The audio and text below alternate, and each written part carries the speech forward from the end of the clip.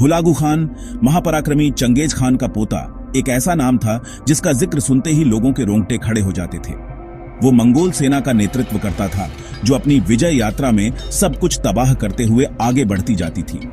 राज्य बर्बाद हो जाते, शहर खंडहर बन जाते। हुलागू का नाम विनाश का प्रतीक बन गया। खासकर बगदाद की घेराबंदी के बाद जो विद्या और संस्कृति का केंद्र था, उसे उसने मिट्टी में मिला दिया। उसकी क्रूरता की कोई सीमा नहीं थी। उसके योद्धा डर के मारे उसके हर आदेश का पालन करते थे।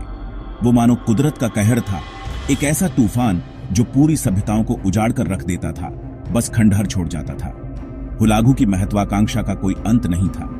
वो खुद को चंगेज खान की विरासत का उत्तराधिकारी मानता था, जिसका डेस्टिनी था दुनिया पर राज करना। उसका हर काम इसी महत्वाकांक्षा से प्रेरित था। सत्ता की प्यास उसे आगे बढ़ाती थी।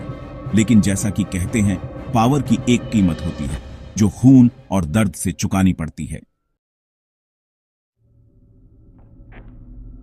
चारों तरफ डर और मौत की बू फैली हुई थी। विशाल मैदान पर सूरज बेरहमी से चमक रहा था। नए लगे लकड़ी के खंभों की कतारों से लंबी भयानक परछाइयां पड़ रही थीं। वे खंभे यमदूतों जैसे खड़े थे, मंगोल युद्ध मशीन की क्रूरता का प्रमाण।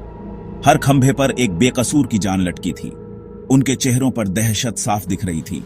उनकी दया की भीख चीख पुकार में दब गई थी।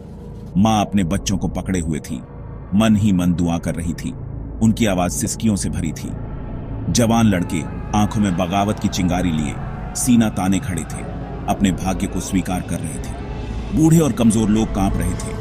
उनके शरीर डर से थरथरा रहे थे। उनकी आंखें उन भयावह दृश्यों को दर्शा रही थीं जो उन्होंने देखे थे। निराशा के इस माहौल में एक बूढ़ा आदमी, जिसका चेहरा समय और मुसीबतों से जर्जर था, जिंदगी से चिपका हुआ था।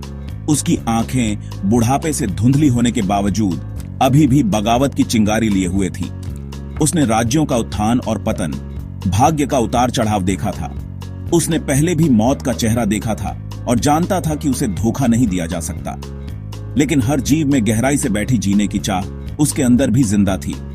अपनी उम्र के हिसाब से हैरान करने वाली फुर्ती के साथ वो भीड़ में से गुजरा। उसकी नजरें इधर उधर भागने का रास्ता ढूंढ रही थीं। वो झुकता और भीड़ में से निकलता। उसका कमजोर शरीर मंगोल पहरेदारों के बीच एक साये की तरह घूम रहा था। उसके अंदर उम्मीद की किरण जागी जब उसने कैदियों की लाइन में एक जगह देखी। भाग 4। खान की नजर, बूढ़े की प्रार्थना। हुलागू खान अपने शानदार घोड़े पर सवार होकर पास की एक पहाड़ी से सब देख रहा था। उसकी आंखें ठंडी और बेरहम, कुछ भी नहीं छोड़ती थीं। उसे लोगों के डर, अपनी पावर को देखकर एक अजीब सा मजा आ रहा था। उसकी नजर बाज की तरह तेज कैदियों पर पड़ी और उस बूढ़े पर टिक गई जिसने भाग्य को चुनौती देने की हिम्मत की थी। खान के होठों पर एक क्रूर मुस्कान आ गई। उसने बूढ़े के साहस, उसके जीने की इच्छा की प्रशंसा की। यह इंसानी भावना की ताकत का प्रमाण था, एक ऐसी भावना जिसे हुलागू ने अनगिनत बार कुचला था। लेकिन इस बार उसने फैसला किया, कुछ अलग होगा। वो इस बूढ़े को एक सबक बनाएगा, उन सभी के लिए जो उसकी अवज्ञा करने की हिम्मत करते हैं। भाग्य का हाथ, मौत का व्यंग्य। हुलागू ने अपने घोड़े को आगे बढ़ाया, बूढ़े को मरते हुए खुद देखने के लिए। लेकिन लगता था भाग्य को कुछ और ही मंजूर था। जैसे ही खान ने अपने घोड़े को नीचे ढलान पर उतारा, घोड़ा अचानक हुई आवाज से चौंक गया और अपने सवार को जमीन पर गिरा दिया। असर अचानक, क्रूर और बेरहम था। भीड़ दंग रह गई। महापराक्रमी हुलागू खान, राष्ट्रों का संहारक, जमीन पर पड़ा हुआ था। जिस आदमी ने सेनाओं की कमान संभाली थी, जिसके हाथों में साम्राज्यों का भाग्य था, वो अब भाग्य के हाथों में था।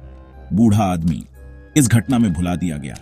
भीड़ से सुरक्षित देख रहा था। उसकी आंखों में जीत नहीं, बल्कि जीवन की नाजुकता की गहरी समझ थी। हुलागू खान, अजय विजेता, उस दिन मारा गया, अपने दुश्मनों की तलवार से नहीं, बल्कि भाग्य के एक मोड़ से। ये एक कठोर याद दिलाता है कि मौत सबके लिए आती है।